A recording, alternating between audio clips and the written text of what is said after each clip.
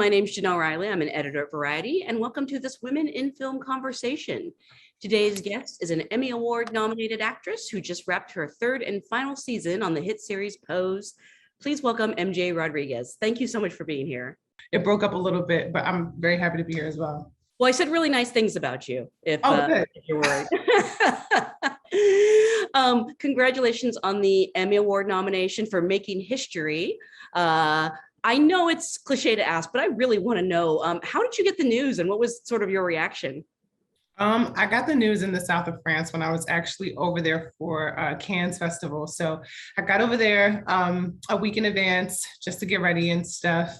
Had the Cannes Festival happen, which was amazing. Received some really sad news, but was very uplifted 2 weeks later into me almost leaving. Actually, not almost leaving. I was on my way of leaving. We were 3 days out of leaving once the nomination happened. And I found out upstairs in the kitchen of this beautiful Airbnb that me, my mom, my godmother, my boyfriend stayed in for our vacation. And it was just the best and most beautiful thing I could have ever saw, because my whole life flashed and changed right before my eyes seeing that. So yeah, it was in the south of France and it was beautiful. And I cried, I laughed, I cried tears of joy. I hugged my mom and got swung around by her in the most beautiful but silly way. It was so joyous. I mean, and part of it must be bittersweet as this marked the final season of Pose. Mm-hmm. It's such a groundbreaking show, full of, such passion and joy and life. As you look back on things, is there one moment in the series that really stands out to you, or maybe in your life, how it affected you? Pose has left a lasting mark on my life, which I'm very thankful for.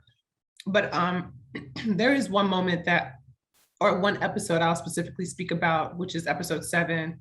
I just felt like every single last one of the characters of that show received, got, and deserved everything they wanted, and a piece of that obviously came from Blanca and her work and her striving to have a legacy that lasts, and her kids can have it and can carry it on through generations that are after them.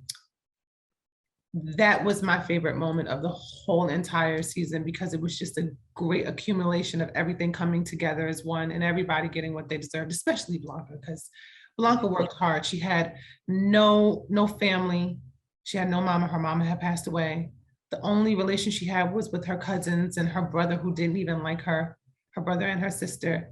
But yet and still, this woman managed to raise kids, and they became successful in each and every one of their own rights. One a model, one a choreographer, one a dancer, one a manager, and her mother, Electra, becoming Electra did this on her own. We have to always give kudos to Electra. But at the end, Blanca received every single last bit of the fruits of her labor that were on that tree. She got to pick every single last fruit, and those were her awards and accolades, and she just got to see them grow and grow and grow.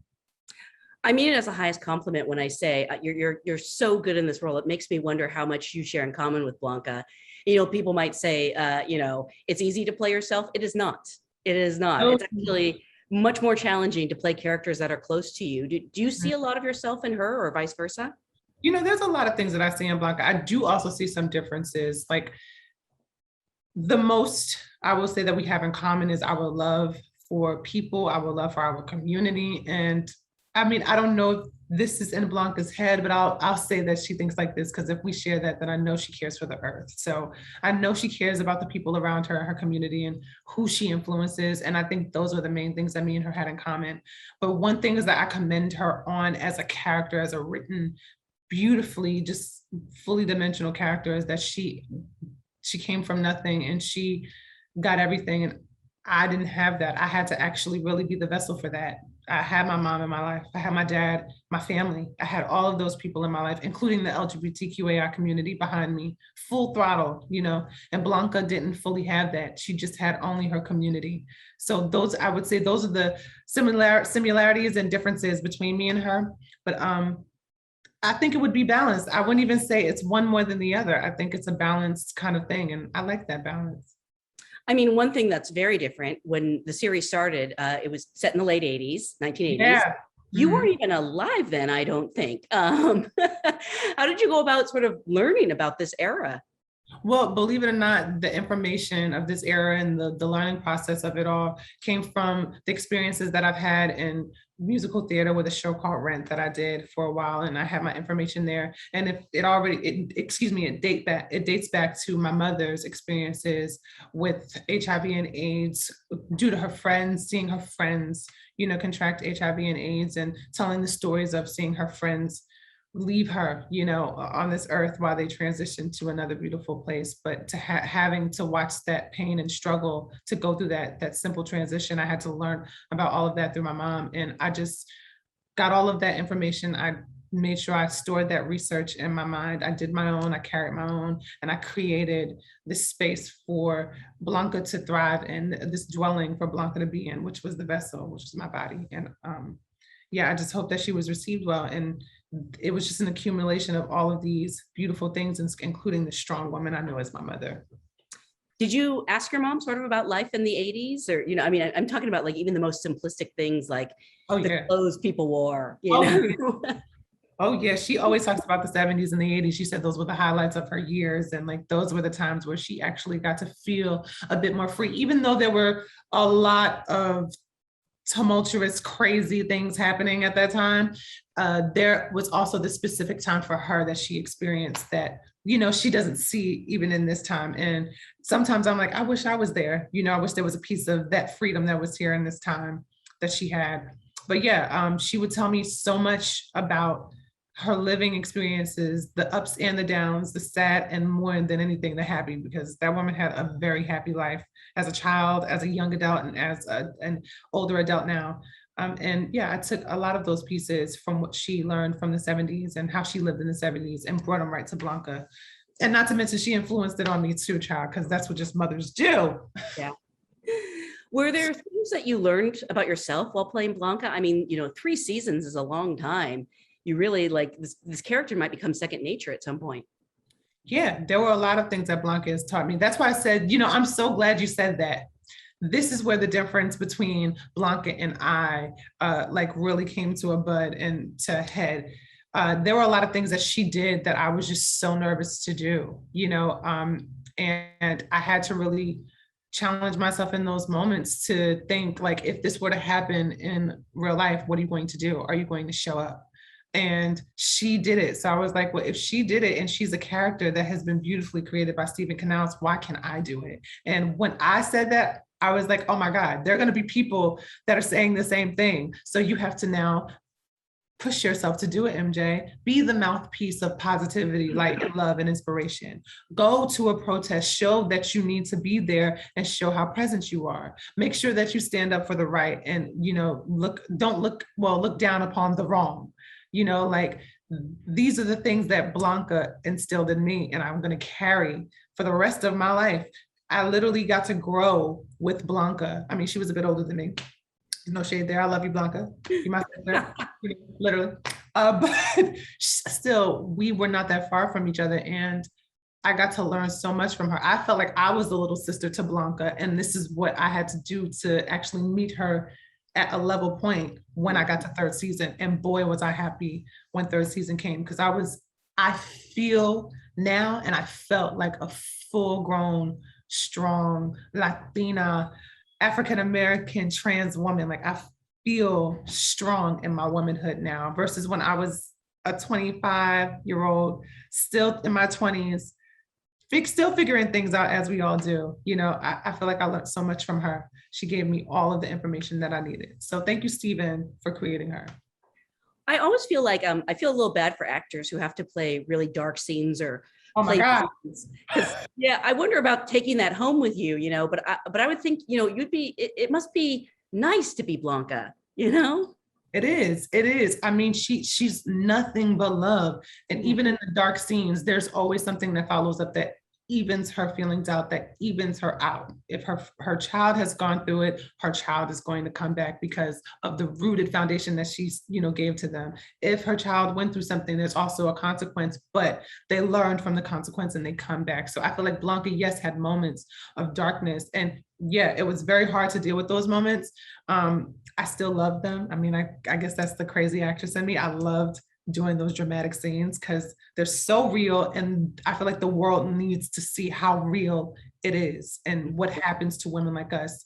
But yeah, it can be hard sometimes when you're dealing with something as heavy as that. There were times where I had to tell myself, MJ, don't bring her home, leave her at the set, because if you bring her home, those feelings, even though they are real within that world, they're not real for you, MJ. Your life is changing constantly, so I had to make sure I separated the character from the actress.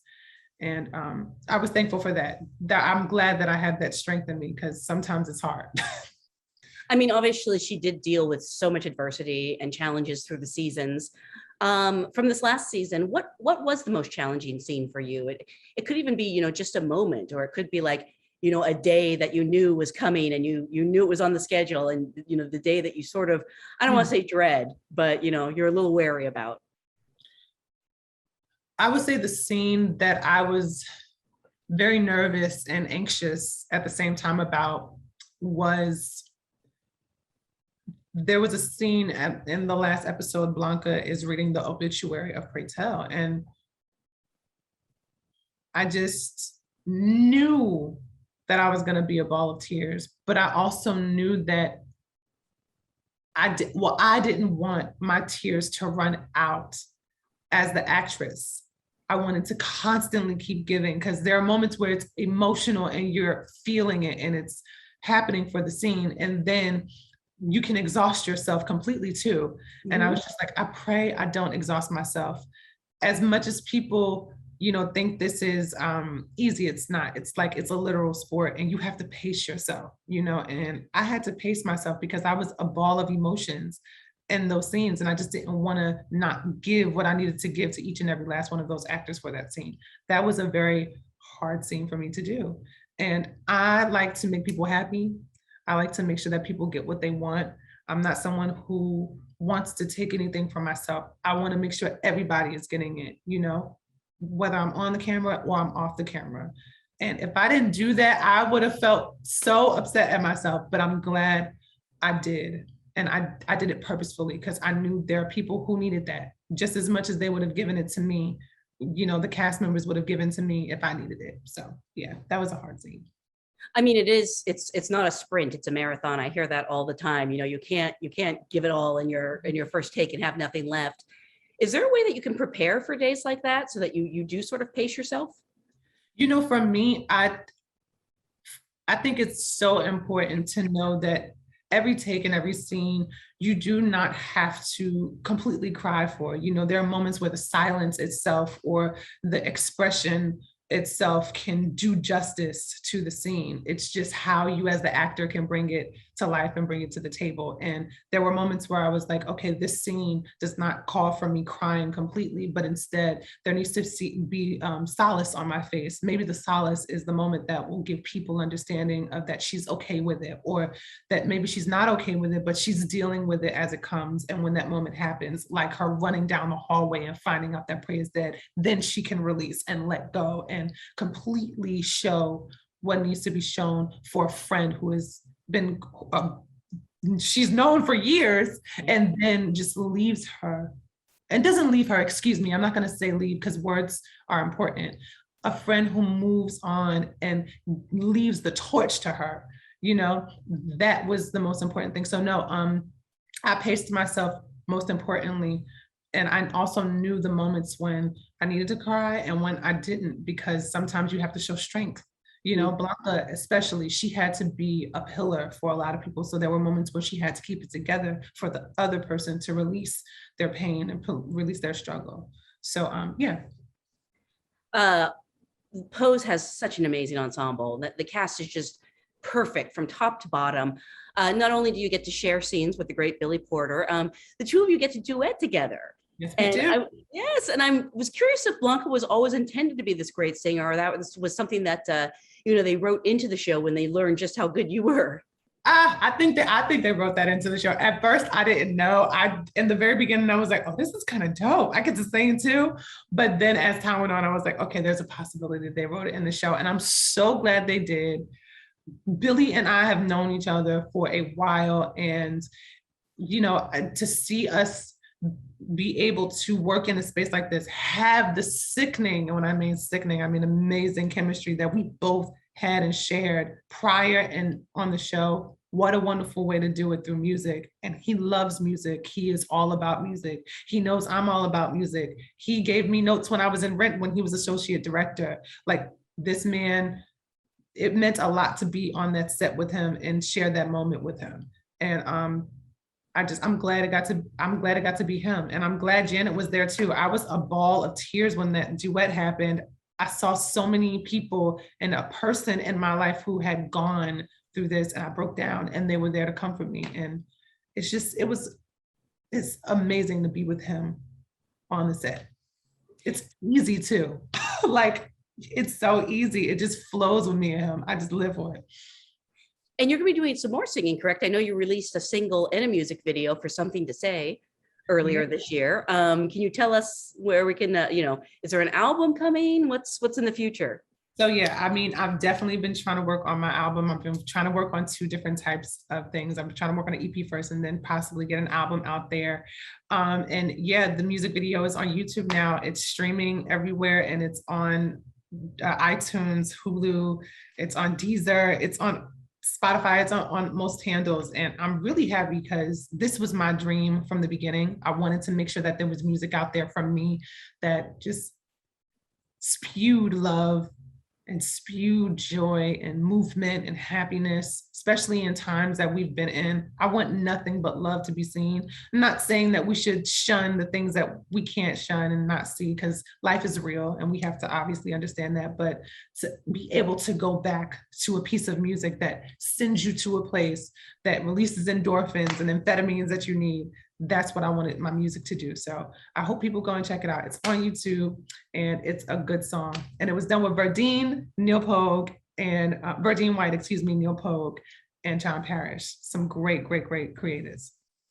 You've been really busy and productive during the pandemic. But I am curious, what was it like to shoot? Because I believe you were shooting season 3 and you had to shut down. Yeah. And then you came back to finish. It's a whole new world being on a set, in the era of COVID. What was that like for you and the cast? I'll tell you one thing. For us in the time of COVID, it was kind of weary. It was kind of murky for me. I'll say specifically the first day, because after the second day, I got right back into my normal. But we had been in quarantine for about 6 months, maybe even close to 7 months, everyone around the world. And coming back to a set after working within quarantine, because I knew I had to make sure that I kept people's hope alive. I couldn't just stop talking to the people of the world. I felt like there was something in me, even though we were going through so much, I had to make sure I let people know that we're going to be able to get through this. But going back to work and seeing things change and a mask being on your face, which I was totally fine with. I was so scared of COVID. It felt like a bomb had hit and there was fallout everywhere. And we were trying to find our place through the fallout. At least I'll say that for myself. There were still lipsticks that were left from the time we left, which was months ago. And I was just like, wow, I can't believe this. I wonder if this is what it was like when HIV and AIDS was happening. No, it had to be. Those were the things I was thinking about. And also we're like, you know what? Don't get caught up in this. Tomorrow, MJ, you take this and you bring it to the table for the scene, because this is going to make the scene even better and for the people. So at first it was very scary, but the very next day, girl, I jumped right back in. I guess that's that Capricorn up in me. We just all right, there's an ambition. There is an aspiration. We have to reach it. Pose also has so many fantastic directors. And I know working on an episodic series, it might seem a little strange to some people that, it's a different director every week sometimes. Mhm. Having worked with so many different directors, what do you hope for from a director when you show up from set? What do you like in a director?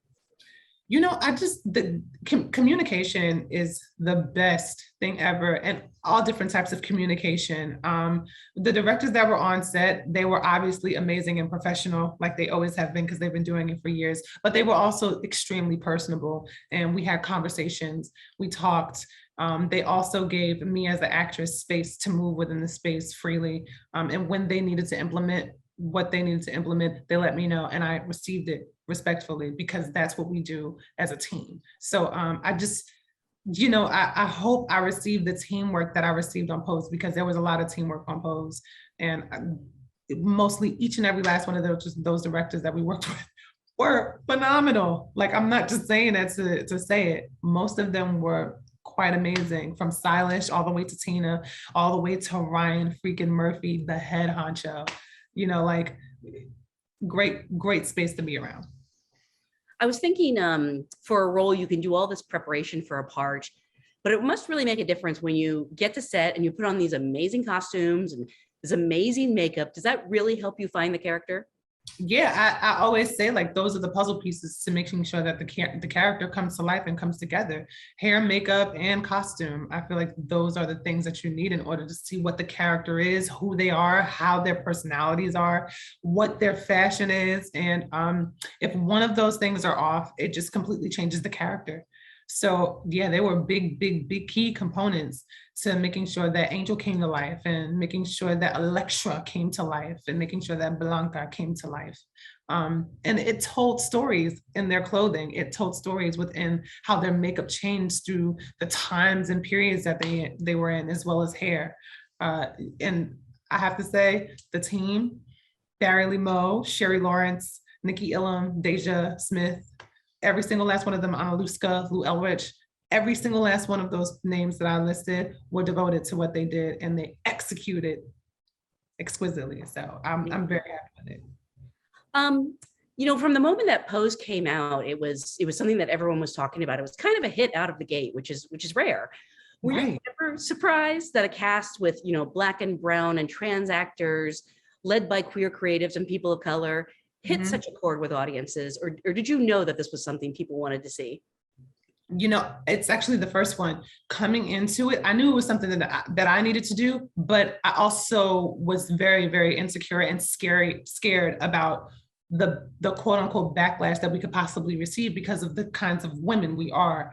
And that kind of loomed in my head for a good amount of first season, until second season rolled around and the true, like, notoriety of the show started really hitting. I was just like, oh wow, like, people love these characters. They love the people that are even behind the characters too.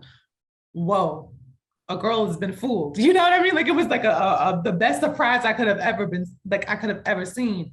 And when you receive love like that from the world, when you thought that you were just like this small speck, this misfit, you really, really appreciate so much more when you see that you can change people's minds and get them to understand the human experience versus just what is tied to the human experience. And I'm just, yeah, it was, wow. It's such a great show. I already miss it, so I can't even imagine how you feel. I miss it a lot. Again, I want to congratulate you on the Emmy nomination. It's really overdue, frankly. I'm glad that it happened this year. I want to thank you so much for spending this time with us, and I want to thank everyone at home for watching. Thank you very much.